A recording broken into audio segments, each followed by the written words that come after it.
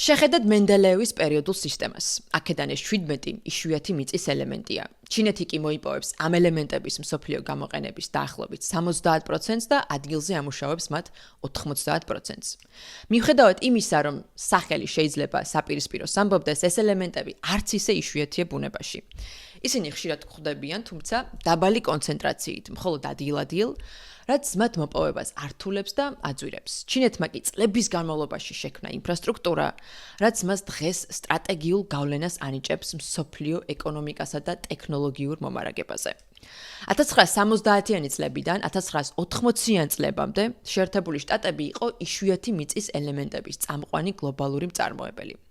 ძირითადად კალიფორნიაში მდებარე Mountain Pass-ის საბადოს ხარჯზე. თუმცა 2002 წელს ტოქსიკური ნარჩენების გაჟონვის შემდეგ ეს საბადო დაიხურა.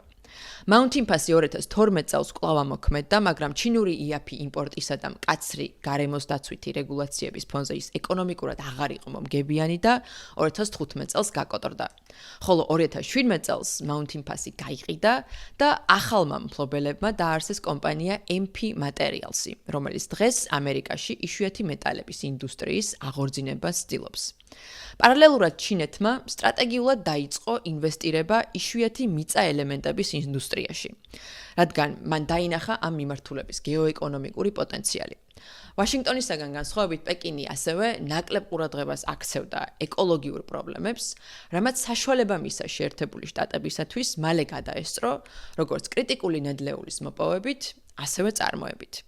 ამას ემატება ჩინეთის სარტყელი და გზის პოლიტიკაც, რომელზეც ცნობისთვის მაყურებელს უკვე ბევრი სმენია. ეს არის პეკინის მასშტაბური ინფრასტრუქტურული პროექტი, რომელიც ჩინეთს დანარჩენ მსოფლიოსთან აკავშირებს გზატკეცილებით, რკინიგზებით, მილსადენებით, პორტებით, რომელთა აშენებაშიც ჩინეთი თავად დებს ინვესტიციებს ან სესხებს გასცემს სხვა დაინტერესებულ ქვეყნებზე. ამ პროექტზე მეტ ინფორმაციას კი ამ ვიდეოების სერიიდან მიიღებთ